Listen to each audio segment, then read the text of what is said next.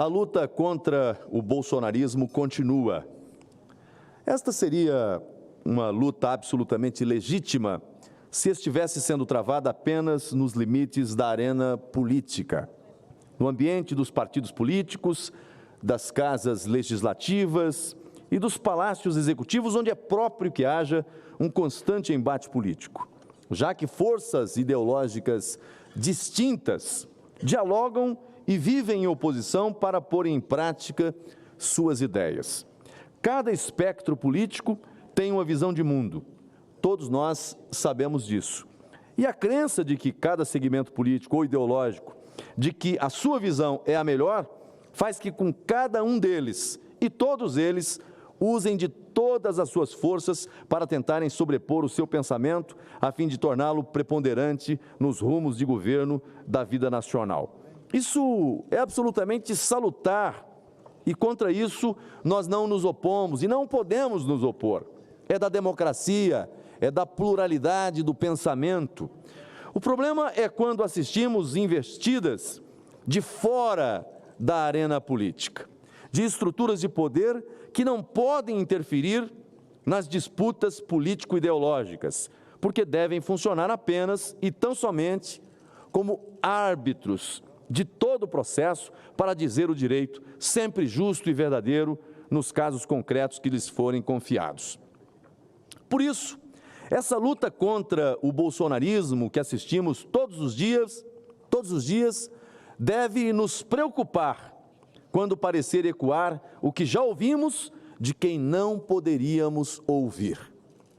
Vencemos o bolsonarismo. Eu, particularmente, não sou adepto de qualquer extremismo político. Eu sou mais a favor das ideias, senadora Damares, do que da personificação das ideologias. Eu penso que isso não faz bem a ninguém. Isso não faz bem ao país. De qualquer sorte, a luta de grande parte da direita brasileira tem sido identificada ultimamente como bolsonarismo. Quando se pensa direita no Brasil hoje, é comum associar direita a bolsonarismo, o que faz com que haja uma acirrada luta, pelo que observamos, contra a figura do ex-presidente da República, Jair Bolsonaro. É isso que nós estamos assistindo. Ninguém fala da direita como expoente dos pensamentos da direita, daquilo que a direita defende, dos valores, dos princípios, das ideias, do modelo de Estado, do modelo de governo. Não. Quando se pensa direita e quando se fala direita, aqueles que são o oposto apontam para o bolsonarismo. O bolsonarismo hoje traduz a direita para esse segmento e até para algumas instituições. Então, quando dizemos que vencemos algo ou que vencemos alguém, é porque lutamos contra esse alguém, lutamos contra algo. Por trás dessa frase há uma gravidade muito grande, porque isso é uma luta desigual, porque isso é uma luta ilegítima. E se essa luta envolve atores investidos de poder e que são de fora, repito, do ambiente político, da arena política, a batalha se torna absolutamente desigual, absolutamente desonesta.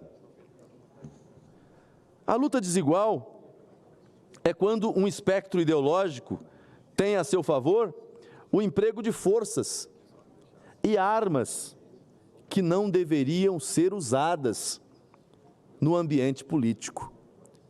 Aí eu indago, não é exatamente isso que nós estamos a observar no Brasil nos dias de hoje?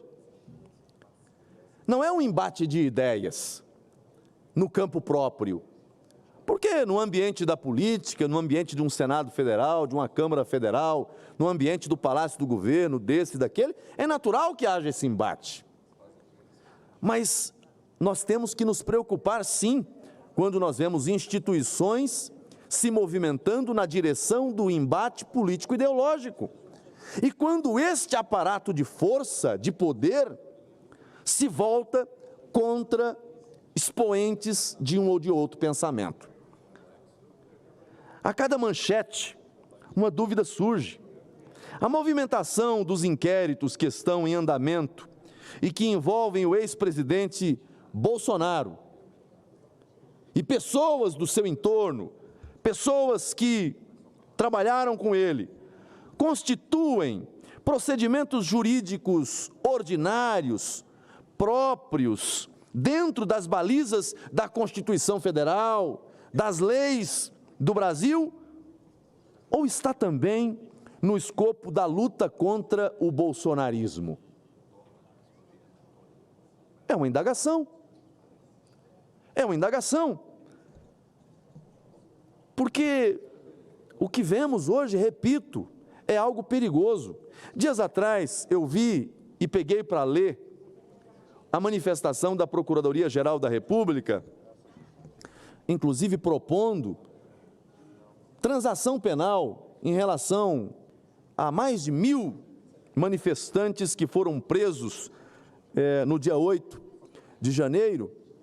E, assim, no primeiro olhar, o que me chamou a atenção foi o fato de dizer, olha, que não se identifica uma conduta criminosa, de violência, não invadiram, não quebraram, não depedraram. Então não há por que continuar com a persecução penal, com o oferecimento de denúncia, que lá na frente será difícil provar algum tipo de delito, algum tipo de crime. Então se propõe uma transação, desde que, primeiro, confesse o crime. Qual crime?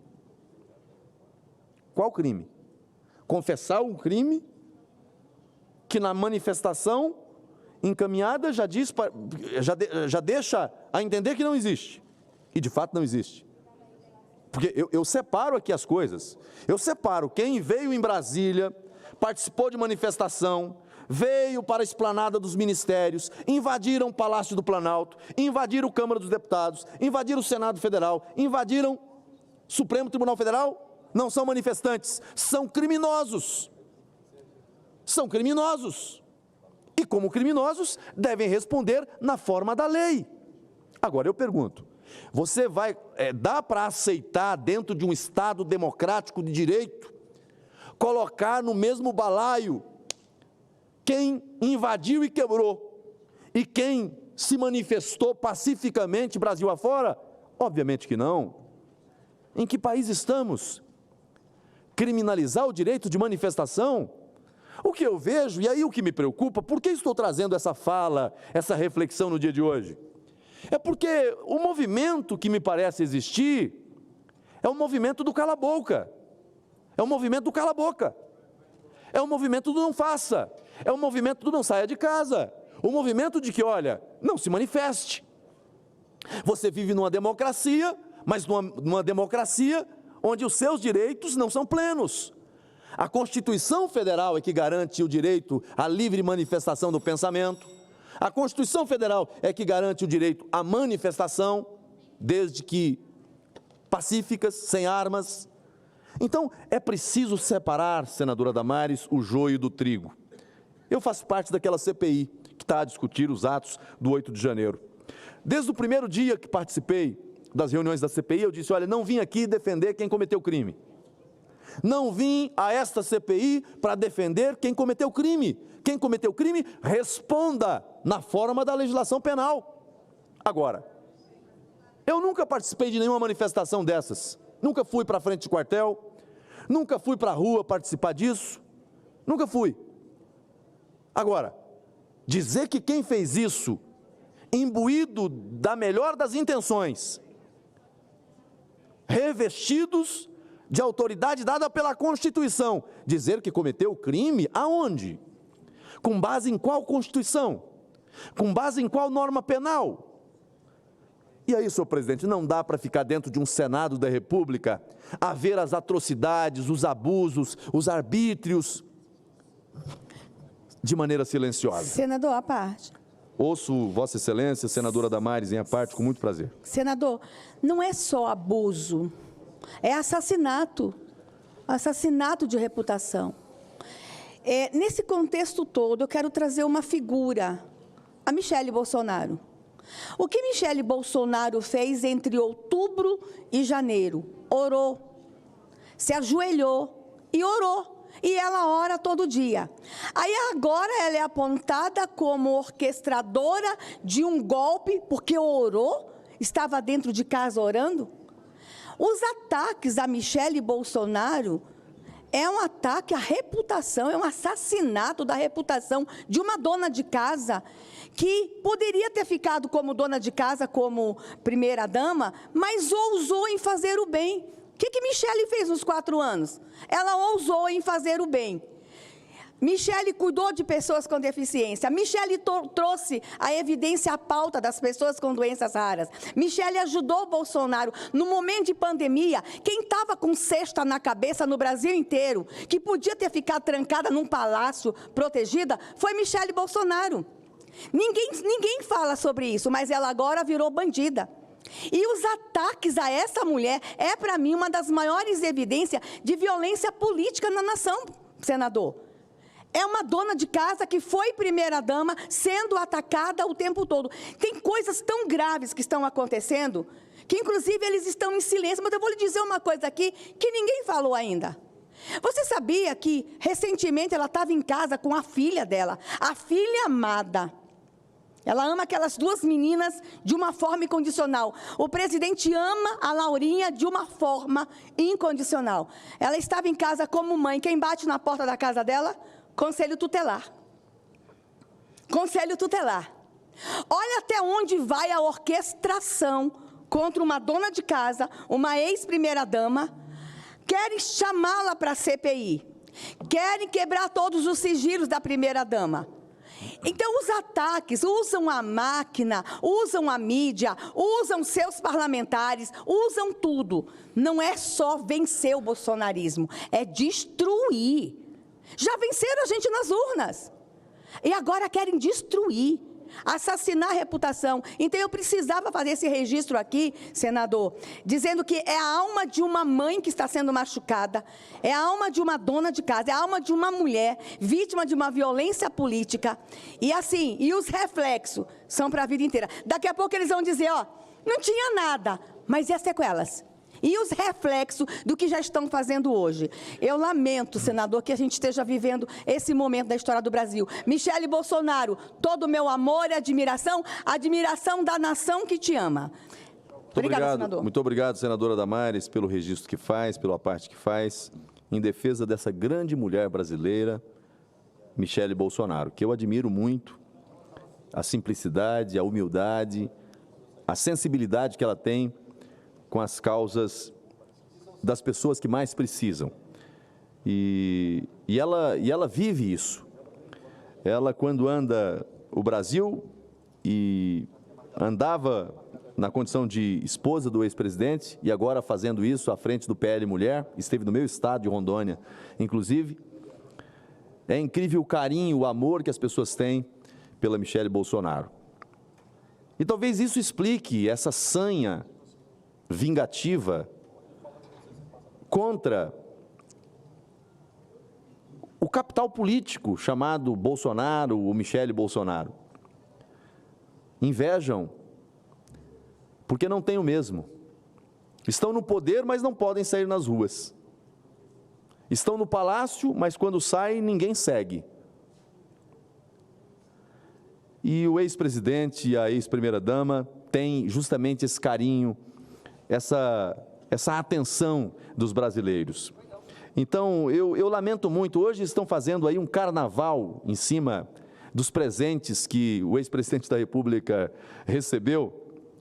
E assim, o Brasil está vivendo um momento de uma hipocrisia moral, por parte, e aí repito, por parte, porque os brasileiros, em geral, não tenho visto nenhum tipo de manifestação nesse sentido, mas é uma hipocrisia, porque todos os ex-presidentes da República receberam o mesmo regramento que tinha, é o que tem hoje. Você não tem uma lei que discipline isso. Aliás, está na hora do parlamento, senador Stephenson, disciplinar isso. Câmara dos Deputados, Senado da República, coloque na lei. Agora, eu pergunto para você, um príncipe, um rei, um presidente da República, um chefe de Estado que presenteia, o presidente da República que presenteia a sua esposa lá fora, será que quando eles olham para o que o Brasil está fazendo aqui, qual é a sensação que tem? Qual a imagem que eles têm do Brasil? Agora, o que eu fico me questionando é, assim, recentemente o ex-presidente Lula vangloriou, dizendo que eu saí com 11 containers de presentes, não sabia onde colocar, levou para deixar em lugar ermo. Aí o Tribunal de Contas da União disse que não podia, que tinha que devolveu uma parte, e isso está no acórdão. Dias atrás ele estava dando uma entrevista, estava falando de um relógio, um Piaget que tem no pulso, que ele ganhou de um presente e tal. E aí você vai ver, não está relacionado como presente oficial, alguém não colocou. É um presente que ele recebeu. Todos os presidentes receberam. E agora ficam acusando o presidente Bolsonaro, a Michele Bolsonaro, como se fossem criminosos pelo fato de terem recebido presentes. E lá há uma classificação, todo presente que recebe, isso para todos os presidentes da República. Todos os presidentes da República é do mesmo jeito. Você recebe, tem os presentes que são personalíssimos e tem os presentes que são do acervo patrimonial da presidência da República. Se você recebe lá um monumento lá, né? Não vai levar um monumento para casa, vai ficar no acervo da presidência da República. Alguém que recebe um relógio dado por um presidente da República, um chefe de Estado, alguém recebeu um relógio de presente, é para deixar no acervo da presidência?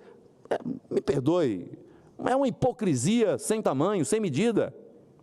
Agora, tem gente que senta em cima do seu rabo para tentar falar do outro. Me perdoe a força, a palavra, e eu retiro a...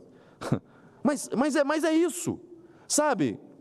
Agora, querem misturar as coisas. Tem gente que foi acusado por desvios de dinheiro da Petrobras, 18 bilhões de reais da Petrobras, crime de corrupção, com confissões, com acusados e condenados devolvendo o dinheiro público porque confessaram o crime, bilhões de reais, mas aí está tudo certo. Agora são os moralistas que querem dar lição de moral no Brasil para dizer o seguinte, foi o relógio que o Bolsonaro recebeu, foi a joia que a Michele recebeu. Todo respeito, com todo respeito, não ficaram satisfeitos em fazer o que fizeram na campanha eleitoral, não ficaram satisfeitos em ver o presidente Bolsonaro sendo declarado inelegível no Tribunal Superior Eleitoral, agora querem matar a história e o legado do presidente Bolsonaro. Essa turma dorme e sonha com o Bolsonaro todo dia. Ao invés de olhar para os problemas do Brasil e apontar caminhos de solução, estão querendo apenas ficar na narrativa. Eu vi até uma declaração de um jornalista da Globo News esses dias que me chamou a atenção. E eu gostei, teve gente que criticou ele, eu gostei da sinceridade dele, presidente Stevenson, e eu concluo aqui. Ele disse que ligou para um ministro de Estado, senador astronauta Marcos, ligou para um ministro querendo saber sobre a reforma ministerial.